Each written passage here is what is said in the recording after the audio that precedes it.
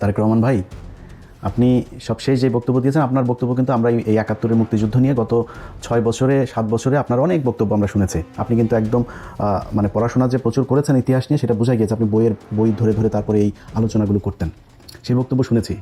আজকের এই 2 দিন আগের যে বক্তব্য আপনি ইতিহাস নিয়ে দিয়েছেন, সেই ইতিহাসের বক্তব্য আর আপনি এতদিন যে বক্তব্য বলেছেন সেটা মিলছে না একসাথে।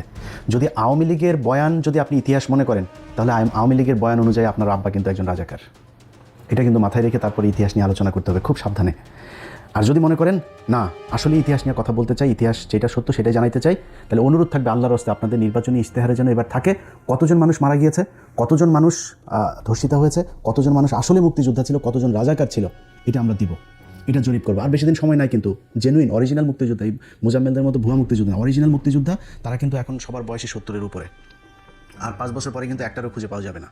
খুঁজে পাওয়া গেলেও তাদের বক্তব্য রেকর্ড করতে পারবেন না, কারণ সেই অবস্থা তাদের শারীরিক মানসিকভাবে থাকবে না।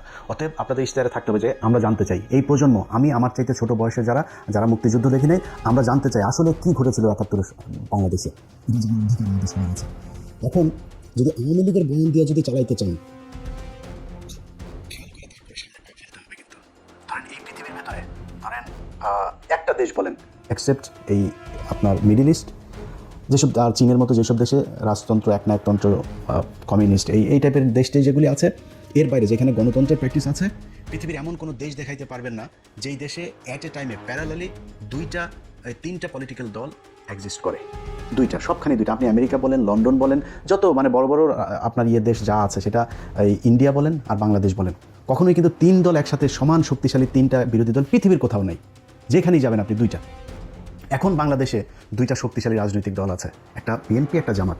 আমার মনে হয় এখনও বিএনপি সবচাইতে বড় দল, 2 নম্বরে যদি জামাত ধরেন, কিন্তু খুব শক্তিশালী। কিন্তু এটা খালি মানে মুখের কথা না, এটা বিএনপিও হারে হারে টের পাচ্ছে যে জামাত যে ভেতরে যে কী পরিমাণে ভোট তাদের বেড়েছে। এখন 3 নম্বর আরেকটা দল এরকম বড় বৃহৎ আকারে আসবে সেই সুযোগ নাই। যদি আসে সেটা বিএনপি আসবে। যদি বিএনপি মনে করে যে ৭১-এর সেই আওয়ামী বয়ান নিয়ে আসবে, তাহলে বিএনপির মোড়কে কিন্তু আওয়ামী লীগ চলে আসবে। নামে মনে হবে, সবাইকে দেখে মনে হবে এই তো বাংলাদেশ জাতীয়তাবাদী দল, কিন্তু এই দলে জাতীয়তাবাদের কেউ থাকবে না। এখানে সবই সেই আওয়ামী লীগের মতো, সেই লোকজনের কথা, সেই সব কিছু তাদের মতোই মনে হবে। আর সেটা যদি তারেক রহমানের বক্তব্যটাও যদি সেরকম হয়, তাহলে তার কিছু বলার নাই। একমাত্র জিয়া পরিবারকে আমরা বিশ্বাস করি যে না, তারা অন্তত বাংলাদেশ জাতীয়তাবাদের এই বাংলাদেশে তারাই হচ্ছে গিয়ে প্রণেতা, এবং তাদের হাত ধরে এটা শুরু হয়েছিল। তাদের এই পরিবার যতদিন থাকবে, বাংলাদেশ জাতীয়তাবাদ এটা থাকবে। এখন বাঙালি জাতীয়তাবাদে যদি আপনি যাইতে চান, সেটা আবার ওইটা কিন্তু আওয়ামী লীগের নিয়ে হয়ে যাবে। তখন নামে থাকবে হয়তো বিএনপি। আওয়ামী লীগের ইতিহাস বাংলাদেশে শেষ, এটা মনে মনে আপনাকে বেঁচে রাখতে হবে। সব শেষ। শেখ হাসিনার কথা আপনারা টেলিগ্রামে যারা শুনেছেন, যে এখন আমাদের আর কী করা, আমাদের আর করণীয় না, আমাদের গেরিলা হামলা করতে হবে। মানে বক্তব্য বুঝেছেন তো, যে তার হাতে আর কোনো কিছু করার নাই। আন্তর্জাতিক বলেন, জাতীয় বলেন, সবখানে তাদের দেখা শেষ। এই দেশের মানুষও তাদের কথা এখন কেউ নেমে আসবে না। সো 2-4টা ভাঙচুর, জ্বালাও পোড়াও করতে পারেন, করলে আবার মামলা খাবেন। এই রাস্তা তো আপনারা দেখিয়ে দিয়ে গেছেন। একটা হবে 1200 মানুষের নামে মামলা হবে, মুরগির উপর বোমা মারার মামলা করেছেন না, তো এই রাস্তা তো আপনারা দেখিয়ে গিয়েছেন। পুলিশকে সেই ইকুইপমেন্ট দিয়ে গেছেন। আড়িপাতা নিয়ে এখন স্বরাষ্ট্র উপদেষ্টা সরাসরি বলে আড়িপাতা হবে। আপনারা এগুলো করে খুব বেশি সুযোগ সুবিধা নিতে পারবেন না। সো বিএনপি, জামাতের জায়গায় থাকবে। জামাত যেহেতু উঠে গিয়েছে, জামাত এখান থেকে উপরে উঠবে, নিচে নামবে না। তো এখন আপনারা কারা থাকবেন? বাংলাদেশ জাতীয়তাবাদ থাকবেন না বাঙালি জাতীয়তাবাদ থাকবেন? সেটা হচ্ছে আপনাদেরকে ডিসাইড করতে হবে। যাই হোক, বিএনপিকে খুব বেশি নসিহত করতে চাই না, বিএনপির নিজস্ব ব্যাপার।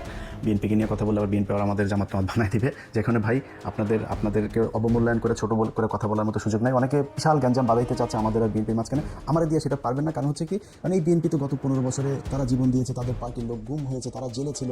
এই পুরো দলটার একদম যা মনে চাই তাই বলবেন, এটা বলা আমার এত দুঃসাহস হয়নি, যে কারণে খুব বেশি বোঝাইলাম না। বাট সামনের দিনগুলোতে খুব সাবধানে পা চলতে হবে। মনে করেন জামাত ইসলাম ক্ষমতায় আসলো, আওয়ামী লীগ যা করেছে এই বিএনপির উপরে, জামাত ইসলাম সেটা কোনোদিনও করবে না। করলে আমরা ছেড়ে দেবো না তো, যে জামাত এসে বিএনপির গুম করবে, খুন করবে, বিএনপির একদম বিরোধী দল নিশ্চিহ্ন করে ফেলবে, জামাতটা আমরা ছেড়ে দেবো নাকি? কিন্তু যদি আওয়ামী লীগকে আবার আনেন, আম এবং ছালা দুটাই যাবে।